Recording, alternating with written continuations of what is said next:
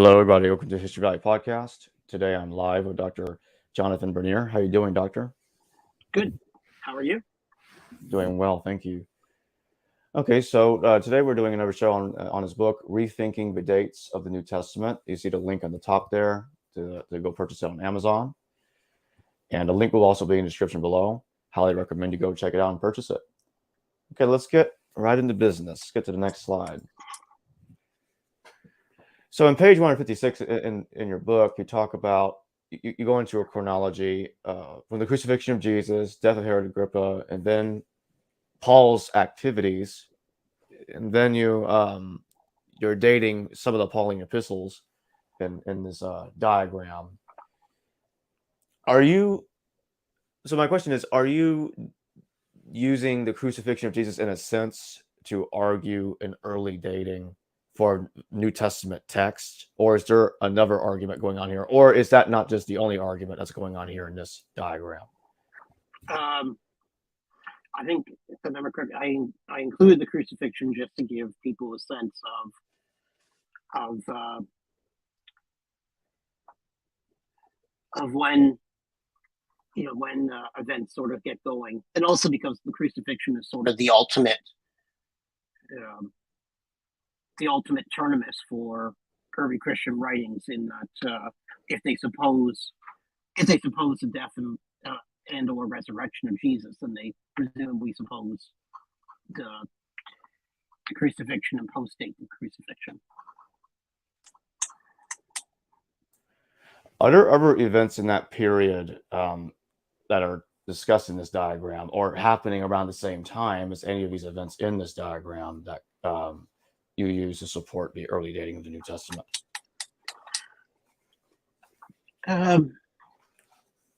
Not really. I mean, the New Testament, for the most part, is really generally it doesn't connect with a lot of what we might call secular dates. Like the life and death of different kings and stuff. I mean, certainly it connects to Herod, it connects to the Herods, to the Herodian dynasty. But really, other than things like the date of 70, the destruction of the temple, which of course is very significant. It's the date of early dating versus late dating really doesn't, for the most part, turn upon those sort of dates, those sort of historical events. All right. Now, on from page 43 to 44, you talk about Robinson rightly concluding that Jesus could have predicted the doom of Jerusalem and its sanctuary. It is no more inherently improbable than that another Jesus, the son of Ananias, should have done this in the autumn of 62 AD. Mm-hmm. Mark Goodacre has recently contested Robinson on this matter. So could you tell the audience about what's going on this page, about this argument? So Josephus reports that about 4 years before the war started, a gentleman by the name of Jesus, the son of Ananias, went around talking about how the temple would be destroyed. And Robinson, and I think rightly so, makes the point that there's no reason to think that Jesus, son of Ananias, couldn't have been saying this in the early 60s. Same way that Jesus of Nazareth equally could have been in the 30s, anticipating the destruction of the temple. Mark Goodacre has, he's made the correct point that Josephus clearly post-dates 70 and is clearly writing after 70, and so it doesn't establish that a writer before 70 could predict or anticipate the destruction of the temple. But it's certainly, I think we still need to remember or need to consider that there's nothing really implausible about Josephus's account. I mean, the fact is the temple had been destroyed. It had been desecrated in the past. And that's deep in the Jewish tradition, in their scriptural tradition. So that a Jewish prophet or a couple Jewish prophets in the years or decades leading up to the temple's destruction would anticipate that. is really not particularly, to me, improbable. How would you respond against someone that would say, well, since we know Josephus talks about somebody predicting the destruction of Jerusalem, the problem is he's writing about it after the destruction of Jerusalem, and let's just say this person uses Mark to argue against the early dating and say, isn't Mark doing the same thing as Josephus? How do you tell Josephus and Mark apart on this issue? Well, I mean, on that issue alone, obviously, you can't. They on that issue alone, on the issue of the prediction of the temple, um, in principle, it's equally plausible to be, Mark's predictions of the temple, at least prima facie, could be post 70. Although I think there are certain details in the prediction that make a little more sense before 70. But certainly on the basic principle of whether or not such a prediction could take place afterwards. Of course, I mean, it absolutely could take up place. Obviously, someone after 70 could be could be presenting a prophet retroactively making that prediction.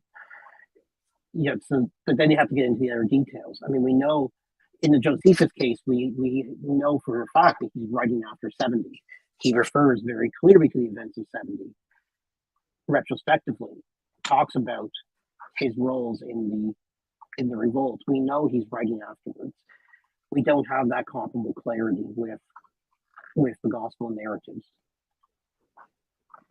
What you're saying is that basically the gospels they're in the state of predicting doom and gloom for Jerusalem. But since Josephus is not doing this, and he's being far more specific, placing far more emphasis on the destruction of Jerusalem as a past event, that's how you would argue against someone that would say you can't tell Mark and Josephus apart writing post-war. Yeah, I mean, or the way I would put that is, there's no question. I mean, no reasonable person could argue that Josephus is writing before the war, because he very clearly indicates that he's writing after the war. But we don't have Matthew, Mark, Luke, John clearly indicating that they're writing before the war or writing after the war. Let's get to the next slide. So on page 44, you go on to say that given the above consideration, Matthew 24, 1-2, Mark 13, 1-2, and Luke 21, 5-6 appear to be intelligible if interpreted as pre-70 compositions. So what makes you think that Matthew and Luke on top of Mark are also pre-70? Is there anything in Matthew and Luke that they talk about, specific events that they were talking about that they were writing about at the time they were happening, that makes you think this is also pre-70 stuff? Well, I mean, in the case of Matthew and Mark, both say very clearly that when these horrible things happen to the temple, the Son of Man will appear, return, this sort of language. They connect it very strongly with eschatological language, which, as far as we know, the Son of Man, who in Jesus' tradition seems to be Jesus, there is no return of Jesus in 70. So this in and of itself, I think, tends to point to anticipation rather than retrospective. What you end up having to do if they're prophecies after the fact, then they would be failed prophecies after the fact. I think that's deeply problematic to posit. In the case of Luke, I see Luke early because I see Acts early, and I think Acts was written around. I think the best reading of Acts is that it's written around 62, based upon the ending of Acts, which would then push Luke early. I don't think there's anything in Luke's treatment of the events of 70 that necessitates either a post or pre-70 date. Do you think that Acts was written before or after Paul's death? I think very likely before. Mm. I think the fact that, I mean, Acts is such a weird book If Acts is a really weird book if it's written after Paul died, that it spends a quarter of the book, almost a third of the book, is devoted to Paul's legal troubles to get him to Rome. And then it ends with, and then Paul hung out in Rome for 2 years. That's a really weird ending to a book that spends, as I said, a quarter focused on the legal troubles to get him there. We never hear the resolution of those troubles. We never hear about the fact that it appears that within 5-6 years of his house arrest, he is actually executed, probably in Rome. We never hear any of that. Could that have been written after his death? Sure, but it seems to me really weird, and I can explain it much more easily if it's written before, he's still alive. That Acts doesn't talk about his fate, doesn't resolve his fate. That's such a major theme for the vast core of the book, simply because Acts doesn't know Paul's fate when it's written. It simply hasn't happened yet. Do you think that Paul, by the time Acts was written, already wrote all of the epistles that we see, the canonical epistles that he wrote in the New Testament, or do you think Acts was written during the composition of Paul's epistles, like at the same time? I think probably all of Paul's epistles are written before Acts. Some epistles, notably Philippians. Philippians is very plausible. Same with Philemon during that Roman captivity of those last the two years that are mentioned at the end of Acts. But I think they're much more plausible in the late 50s in Caesarea than they are in the early 60s in Rome. I think they fit the Caesarean context better than the Roman context. But certainly Romans, First, Second Corinthians, Galatians, First Thessalonians, those have to have been written by 60. I don't think there's any way around that. And I don't think that's controversial. I don't think anyone would date any of those books later than about 57, 58 maybe for Romans. On page 120, you talk about the Neronian non-error. Mm-hmm. Could you explain what that is to the audience, or those that may not have heard what this is? So what I'm referring to there is, I'll begin with Domitian and the Domitianic era, what I call the Domitianic era, that biblical scholars, I think this is not as strong as it used to be, but certainly for a very long time, there was this assumption that if there's a mention of a unspecified persecution, it happened, it's a mention of Domitian's persecution in the 90s.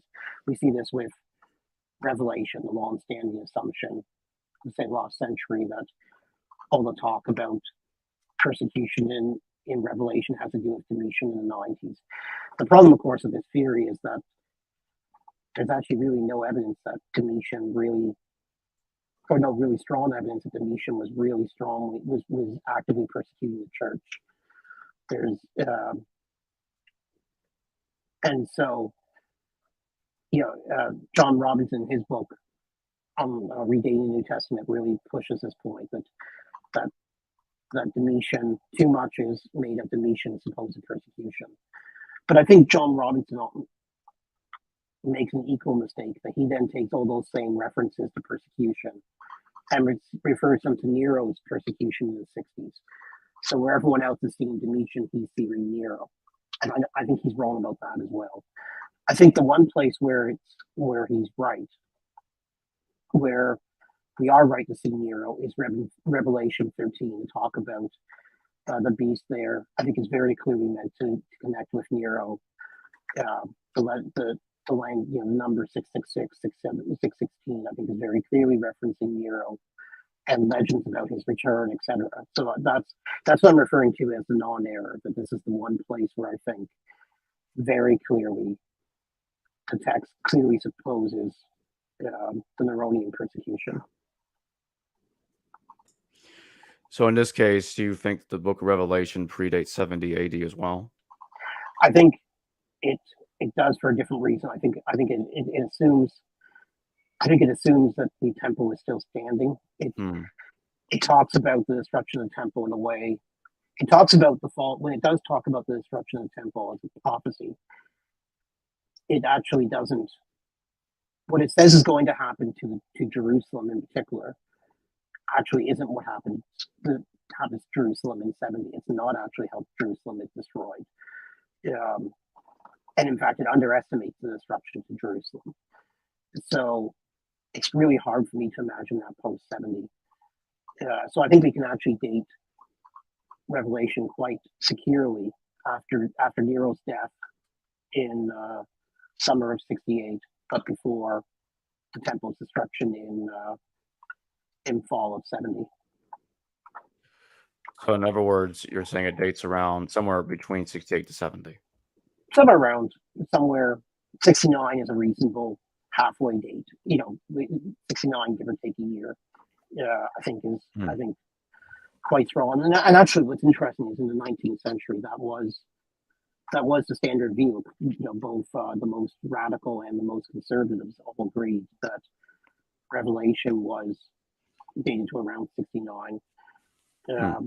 In radical German scholarship, it was seen as being one of the earliest New Testament texts written because it was deemed very difficult to date it much later than that. So there's a very interesting history there. Who do you think authored Revelation? Do you think John of Patmos, who wrote Revelation, is different from the author of the Gospel of John, or do you take the position that it's the same guy? I think it could be the same person. I think people who rule out that possibility speak too quickly, but the texts are such different texts, and the language is such different language. It's hard for me to imagine that they're the same person. But having said that, people can write in different genres, they can write in different styles. So I wouldn't rule it out, but I tend to think that these are different people. I have no problem believing that they're both named John. I mean, John was such a common name in the ancient at the time that we have a couple of Jewish Christians running around named John is completely plausible to me. But I'm not.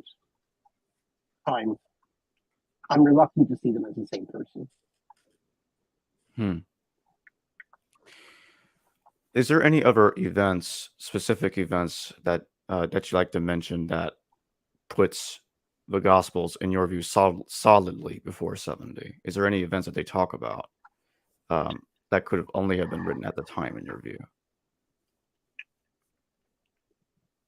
No, I don't think so. I think Okay. I think things really turn on 70. I do think Mark, not necessarily an event, but Mark doesn't seem particularly doesn't demonstrate a huge awareness of the Gentile mission, certainly compared to Matthew and Luke. I think that tends to lean towards it being a little on the early side. But the nature of the Gospels being narrative texts, they're not the sort of texts that are talking about a past event. They're not really the sort of things that are talking about current events in the way other texts might be. So it's hard to anchor that sort of text generally to very clear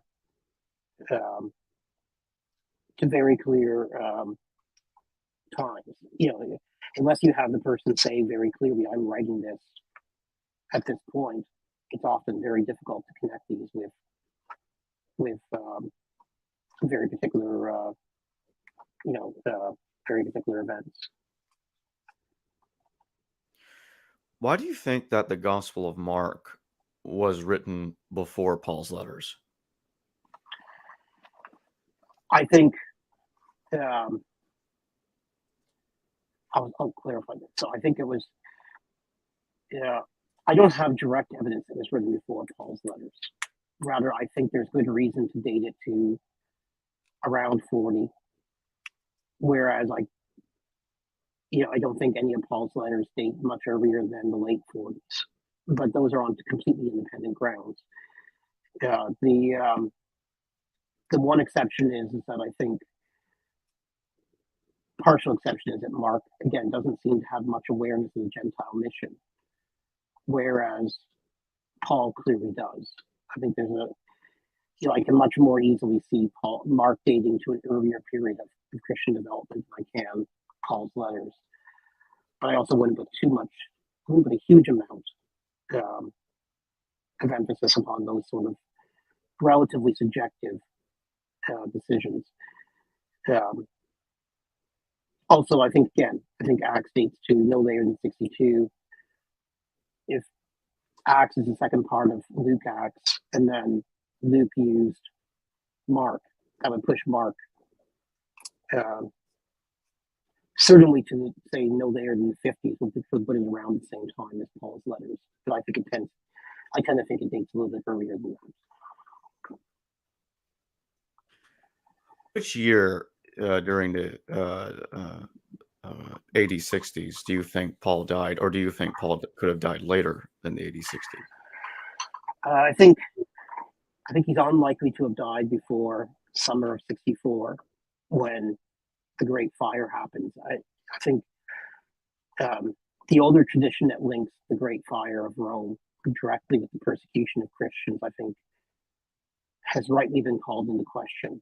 But it also seems that Nero, the Christians don't seem to be on Nero's radar at all before the Great Fire, and then for whatever reason they get on the radar afterwards. So it's hard for me to imagine that he's dead, that he's executed much, before summer of 64. All our traditions suggest that he dies under Nero. Nero dies in summer of 68, so I would say sometime in that 4-year period is the most likely. Having said that, yeah, I mean, is it impossible that Paul died later? Sure. I mean, we're reliant upon relatively late traditions for his death under Nero. So even though that is by far the best guess we have. If Paul lived to 75 under the reign of, lived into the reign of Vespasian or even Titus, that's certainly not impossible. I would just say it's very unlikely given what we know. Is there anything in the New Testament, any text in the New Testament that you think post 70 AD? I think the letters of John could. I don't think I would say they certainly do, but they could. 1 and 2 Peter, if they are not Petrine, could easily date into the post 70 period. Same with Jude. I think Jude is entirely plausible as late as the 90s. It depends really upon its relationship with 2 Peter and what we do with 2 Peter. Those would certainly be the best candidates. Some of the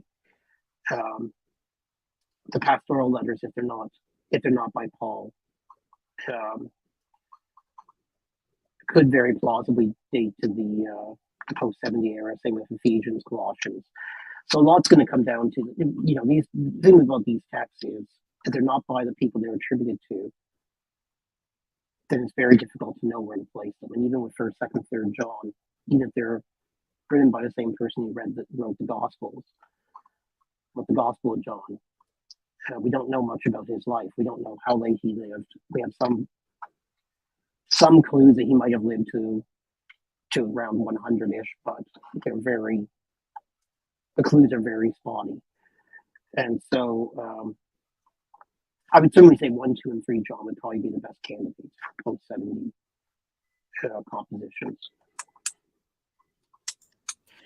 Why do you date 1st Clement and the letter to the Hebrews pre-70? There are many scholars seem to think these 2 texts were written in the 90s, mid-90s, late 90s. Yeah. What makes you think that these 2 texts are also pre-70? The reason for taking them to the 90s, of course, is the traditional connection with Domitian, the assumption that partially the traditional connection with Domitian, also that by tradition, 1st Clement was bishop in the 90s, bishop of Rome. Clement was bishop of Rome.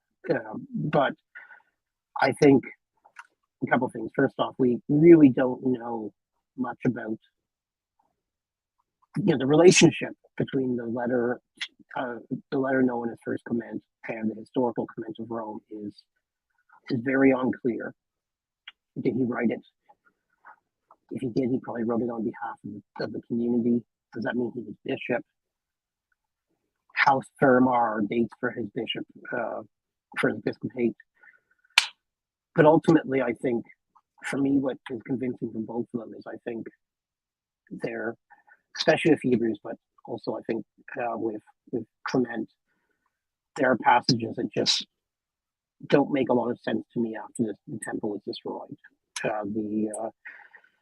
In Hebrews 10, there's this discourse about would we not, why do the sacrifices continue day after day?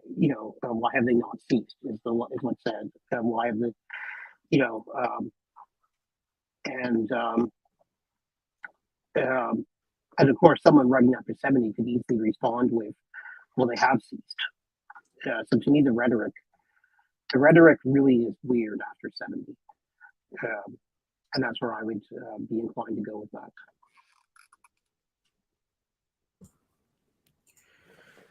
So, what do you think the point was behind Mark? Let's just assume that Mark is writing before Paul's letters, somewhere in the 40s.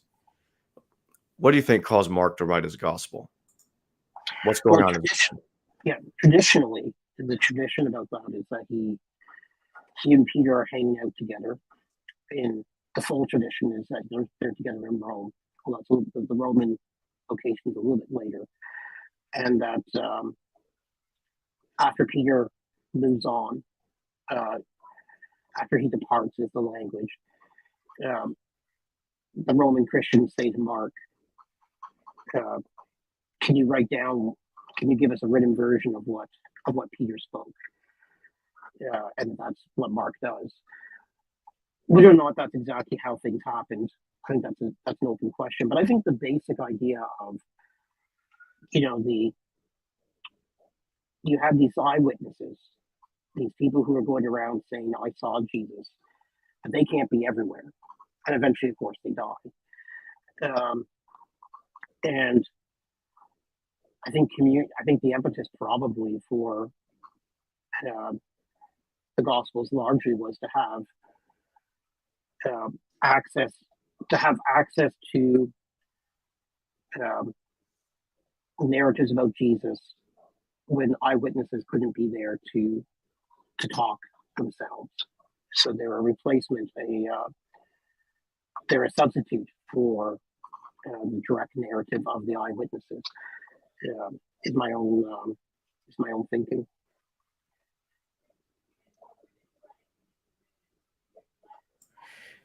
What do you think of the? I don't know if I'm going too off topic asking about this. What do you think about the we document hypothesis? There are some that think that almost half of Acts, or just about half of Acts, somewhere in Acts 16, I think, Acts 16:10 onwards, it's part of the we document, something like that. It's written in a different style, different way than the first 15 to the first 16 chapters of Acts up to Acts 16:9. So what do you think about that? Do you think that could have been written by a different person, or do you think that the author of Luke Acts could have also written that? Yeah, so that to just flush it out. So there's starting in 16, there emerges these passages where all of a sudden the author is writing in the first person plural, saying we went here as opposed to they went here, or we did this, or we, and it comes and goes. It's not consistently all of that last half of Acts. It's some passages are we, some passages aren't. There's some interesting geographical. We can generally see where they're picking up and where they're not picking, when it's leaving. But and I strongly believe in I think the older sort of more traditional view that says that the best explanation for this is simply that the author was present and remains the best view. It has been argued that the we passages have a distinct style. I really don't think they do. I don't think that can really be shown from from analysis of the style. I think they're certainly well within the range that the person who wrote the non-we passages could have easily written the we passages. So I think, although it's certainly not impossible that the author of Acts has gotten a hold of someone's travel diary, this sort of thing, I think still the best explanation remains that the author is speaking in the first person plural simply because the author was there and was part of those events. Final question. Do you think that the entire New Testament composition begins with the Gospel of Mark, or do you think that there is text, or could there be text that predate Mark? I think James could predate Mark. I don't think I can show that. I certainly wouldn't want to argue it as a given. I would more say that I can't rule out a date as early as the 30s for James, and so I could allow the possibility that James is that early. Other than that, I think Mark is almost certainly the first Christian text that we have preserved. The one exception there, I would say, I think parts of the Didache could potentially date to the 30s, but I don't think the entire Didache could. But certainly some of the earliest layers and earliest material in the Didache certainly could. But those would be the only things that I'd really be inclined to see as that early. Of course, there's also the possibility that there are texts that Christians could have been writing texts in the 30s. We just simply don't have them. So we have a question from someone in the audience. Elias Almudi, thank you for your super chat. How in the world can they date so early, and we have to wait until around Irenaeus or Theophilus to get full quotations? Well, why in the world would we expect full quotations before that? I mean,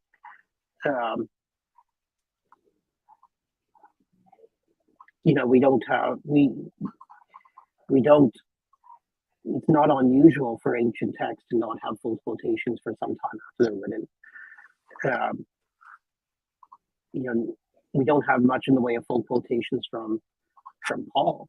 Paul's text during that same period. We have some, but not a whole lot.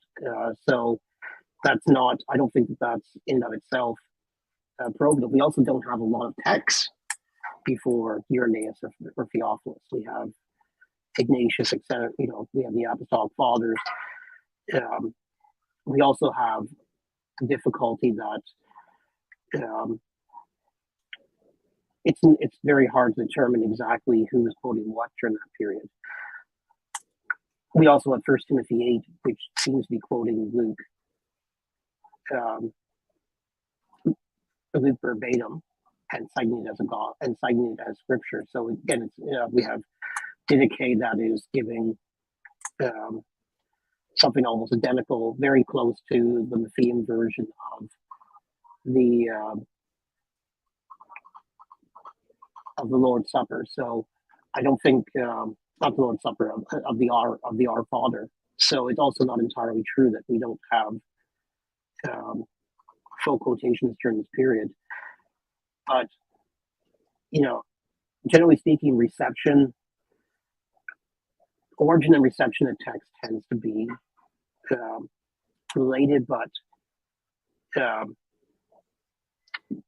somewhat independent variables, in the sense that obviously no text can post-date its first clear citation, but exactly how long before it's first cited and first clearly cited is often very opaque, not just in New Testament, but or biblical, but in classical writings in general. Well, thanks for joining me today, Dr. Bernier. All right. Thank you very much for having me. Of course. And take care. Yeah, you too. Thank you. Hello, viewers. Thanks for watching this video from the History Valley YouTube channel. Please don't forget to subscribe and hit the notification bell. And if any of you wish to further support this channel, please consider checking out this channel's Patreon page and becoming a patron, and or donate through PayPal or through Super Chat during a live stream. Thank you.